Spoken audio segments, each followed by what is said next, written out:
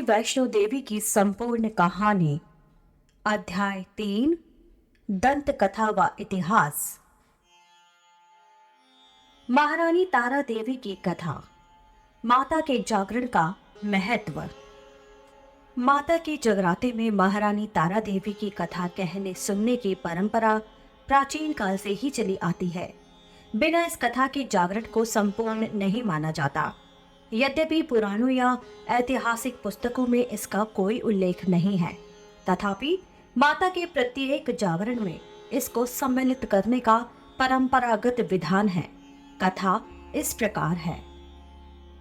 महाराज दक्ष की दो पुत्रियां तारा देवी एवं रुक्मन भगवती दुर्गा जी की भक्ति में अटूट विश्वास रखती थीं। दोनों बहनें नियम पूर्वक एकादशी का व्रत किया करती थी तथा माता के जागरण में प्रेम के साथ कीर्तन एवं महात्म कहा सुना करती थी। एकादशी के दिन एक बार भूल से छोटी बहन रुक्मन ने मांसाहार कर लिया। जब तारा देवी को पता लगा तो उसे रुक्मन पर बड़ा क्रोध आया और बोली, तू है तो मेरी बहन, परंतु मनुष्य देही पाकर भी तूने नीच योनि के प्राणी जैसा कर्म किया है। तू तो छिपकली बनने योग्य है। बड़ी बहन के मुख से निकले शब्दों को रुक्मन ने शिरोधार्य कर लिया और साथ ही प्रायश्चित का उपाय पूछा। तारा ने कहा, त्याग एवं परोपकार से सब पाप छूट जाते हैं। दूसरे जन्म में तारा देवी इंद्रलोक की अप्सरा बनी और छोटी बहन रुक्मण छिपकली की योनि में प्रायश्चित का अवसर ढूंढने लगी। द्वापर युग में जब पांचों पांडवों ने अश्वमेध यज्ञ किया, तब उन्होंने दूत भेजकर दुर्वासा ऋषि सहित 33 करोड़ देवताओं को निमंत्रण दिया। जब दूत दुर्वासा ऋषि के स्थान पर निमंत्रण लेकर गया तो दुर्वासा ऋषि बोले, यदि 33 करोड़ देवता उस यज्ञ में भाग लेंगे तो मैं उसमें सम्मिलित नहीं हो सकता। दूत 33 करोड़ देवताओं को निमंत्रण देकर वापस पहुंचा और दुर्वासा ऋषि का वृत्तांत पांडवों को कह सुनाया कि वह सब देवताओं को बुलाने पर नहीं आवेंगे। यज्ञ आरंभ हुआ। 33 करोड़ देवता यज्ञ में भाग लेने आए। उन्होंने दुर्वासा ऋषि जी को ना देखकर पांडवों से पूछा कि ऋषि को क्यों नहीं बुलाया। इस पर पांडवों ने नम्रता सहित उत्तर दिया कि निमंत्रण भेजा था, परंतु वह अहंकार के कारण नहीं आए। यज्ञ में पूजन हवन आदि निर्विघ्न समाप्त हुए। भोजन के लिए भंडारे की तैयारी होने लगी।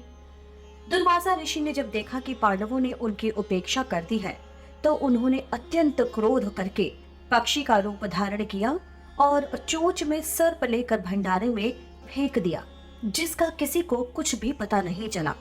वह सर्प खीर की कढ़ाई में गिरकर छिप गया। एक छिपकली जो पिछले जन्म में तारा देवी की छोटी बहन थी तथा बहन के शब्दों को शिरोधार्य कर इस जन्म में छिपकली बनी, सर्प का भंडारे में गिरना देख रही थी। उसे त्याग व परोपकार की शिक्षा अब तक याद थी। वह भंडार घर की दीवार पर चिपकी समय की प्रतीक्षा करती रही। कई लोगों को प्राण बचाने हेतु उसने अपने प्राण न्यौछावर कर देने का मन ही मन निश्चय किया। जब खीर भंडारे में दी जाने वाली थी तो सबकी आंखों के सामने वह छिपकली दीवार से कूदकर कढ़ाई में जा गिरी। निदान लोग छिपकली को गिरा भला कहते हुए खीर की कढ़ाई को खाली करने लगे। उस समय उन्होंने उसमें मरे हुए एक सांप को देखा। अब सबको मालूम हुआ कि छिपकली ने अपने प्राण देकर उन सबके प्राणों की रक्षा की है। इस प्रकार उपस्थित सभी सज्जनों और देवताओं ने उस छिपकली के लिए प्रार्थना की कि उसे अब योनियों में उत्तम मनुष्य जन्म प्राप्त हो तथा अंत में मोक्ष प्राप्त हो। तीसरे जन्म में वह छिपकली राजा सपरश के घर में कन्या बनी। दूसरी बहन तारा देवी ने फिर मनुष्य जन्म लेकर तारामती नाम से अयोध्या के प्रतापी राजा हरिश्चंद्र के साथ विवाह किया। राजा सपरश ने ज्योतिषियों से कन्या की कुंडली बनवाई।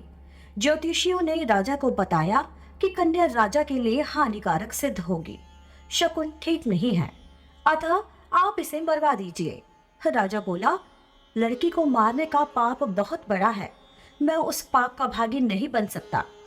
तब ज्योतिषियों ने विचार करके राय दी, हे राजन, आप लकड़ी के संदूक में ऊपर से सोना चांदी आदि जुड़वा दें, फिर उस संदूक के भीतर लड़की को बंद करके नदी में प्रवाहित कर दीजिए।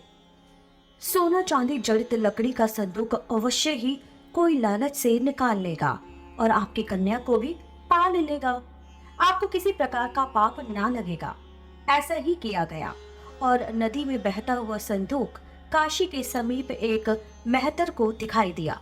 वह संदूक को नदी से बाहर निकाल लाया। जब खोला तो सोना चांदी के अतिरिक्त अत्यंत रूपवान कन्या दिखाई दी। उस मेहतर के कोई संतान नहीं थी। जब उसने अपनी पत्नी को वह कन्या लाकर दी तो पत्नी की प्रसन्नता का ठिकाना ना रहा। उसने अपनी संतान के समान ही बच्ची को छाती से लगा लिया। भगवती की कृपा से उसके स्तनों में दूध उतर आया। पति पत्नी दोनों ने प्रेम से कन्या का नाम रुक्को रख दिया। जब वह कन्या विवाह योग्य हुई तो भंगी ने उसका विवाह अयोध्या के सजातीय युवक के साथ बड़ी धूमधाम से किया। इस प्रकार पहले जन्म की रुक्मन दूसरे जन्म में छिपकली तथा तीसरे जन्म में रुक्को बन गई। रुक्को की सास महाराजा हरिश्चंद्र के घर सफाई आदि का काम करने जाया करती थी। एक दिन वह बीमार पड़ गई। निदान रुक्को महाराज हरिश्चंद्र के घर काम करने के लिए पहुंच गई। महाराजा की पत्नी तारावती ने जब रुक्को को देखा तो वह अपने पूर्व जन्म के पुण्य से उसे पहचान गई। तब तारावती ने रुक्को से कहा, हे बहन, तुम यहाँ मेरे निकट आकर बैठो। महारानी की बात सुनकर रुक्को बोली, रानी जी, मैं नीच जात की भंगिन हूँ, भला मैं आपके पास कैसे बैठ सकती हूँ। तब तारावती ने कहा, बहन, पूर्व जन्म में तुम मेरी सगी बहन थी। एकादशी का व्रत खंडित करने के कारण तुम्हें छिपकली की योनि में जाना पड़ा। जो होना था सो हो चुका। अब तुम अपने इस जन्म को सुधारने का उपाय करो तथा भगवती वैष्णो माता की सेवा करके अपना जन्म सफल बनाओ। ये सुनकर रुक्को को बड़ी प्रसन्नता हुई और उसने उपाय पूछा। रानी ने बताया कि वैष्णो माता सब मनोरथों को पूरा करने वाली है। जो लोग श्रद्धा पूर्वक माता का पूजन व जागरण करते हैं उनकी सब मनोकामनाएं पूर्ण होती है। रुक्को ने प्रसन्न होकर माता की मनौती करते हुए कहा, हे माता, यदि आपकी कृपा से मुझे एक पुत्र प्राप्त हो जाए तो मैं भी आपका पूजन व जागरण करवाऊंगी। प्रार्थना को माता ने स्वीकार कर लिया। फलस्वरूप 10वें महीने उसके गर्भ से एक अत्यंत सुंदर बालक ने जन्म लिया। परंतु दुर्भाग्यवश रुक्को को माता का पूजन जागरण करने का ध्यान ही न रहा। परिणाम ये हुआ कि जब वह बालक 5 वर्ष का हुआ तो एक दिन उसे तेज बुखार आ गया और दूसरे दिन उसे माता चेचक निकल आई। रुक्को दुखी होकर अपने पूर्व जन्म की बहन तारावती के पास गई और बच्चे की बीमारी का सब वृत्तांत कह सुनाया।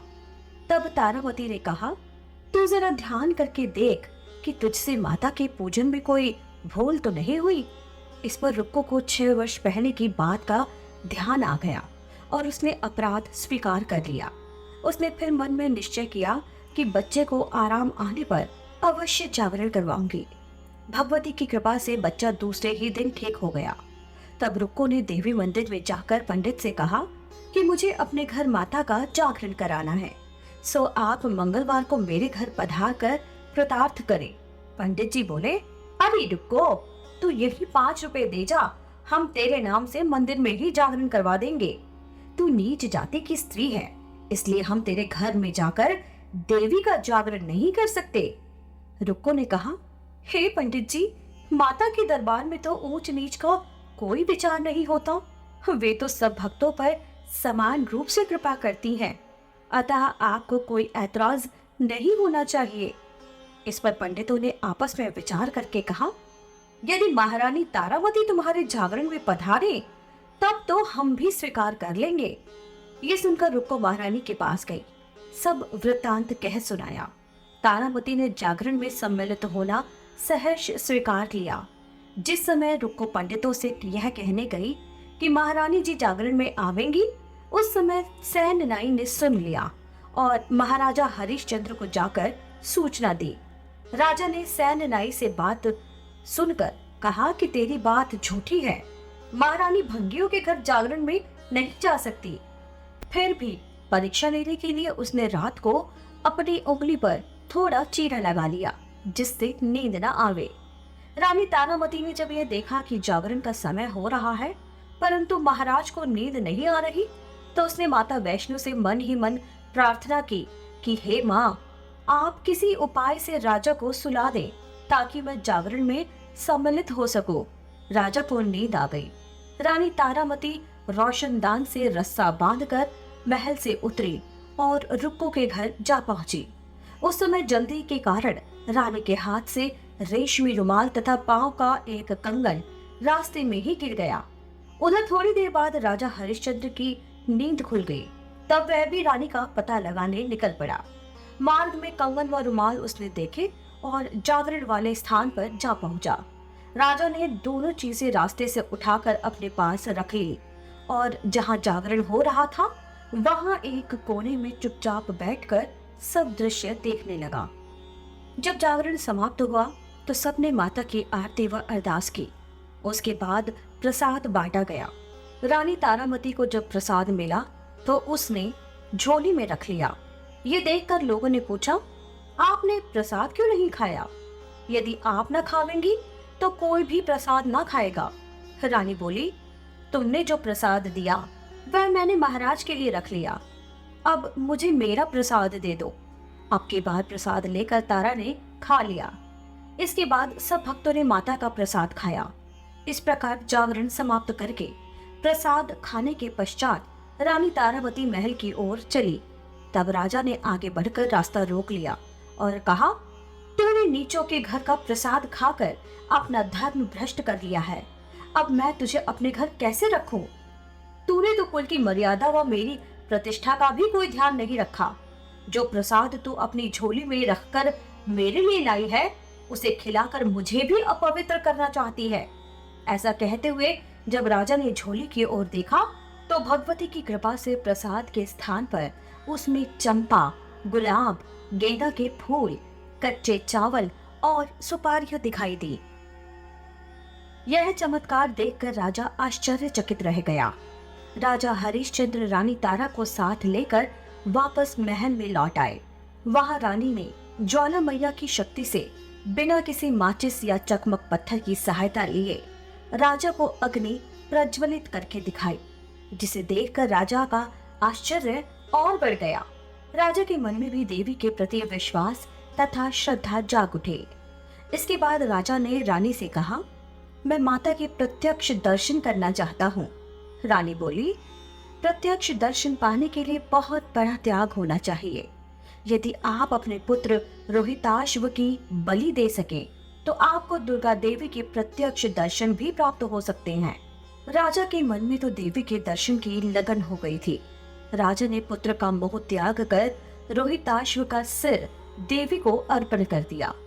ऐसी सच्ची श्रद्धा एवं विश्वास देख दुर्गा माता सिंह पर सवार होकर उसी समय वहां प्रकट हो गई और राजा हरिश्चंद्र दर्शन करके कृतार्थ हुए। मरा हुआ पुत्र भी जीवित हो गया। चमत्कार देख राजा हरिश्चंद्र गदगद हो गए। उन्होंने विधि पूर्वक माता का पूजन करके अपराधों की क्षमा मांगी। सुखी रहने का आशीर्वाद देकर माता अंतर्धान हो गई। राजा ने तारा रानी की भक्ति की प्रशंसा करते हुए कहा, हे तारा, मैं तुम्हारे आचरण से अति प्रसन्न हूँ। मेरे धन्य भाग। ऐसी ही इंटरेस्टिंग किताबें कुछ बेहतरीन आवाजों में सुनिए सिर्फ ऑडियो पिटारा पर। ऑडियो पिटारा सुनना जरूरी है।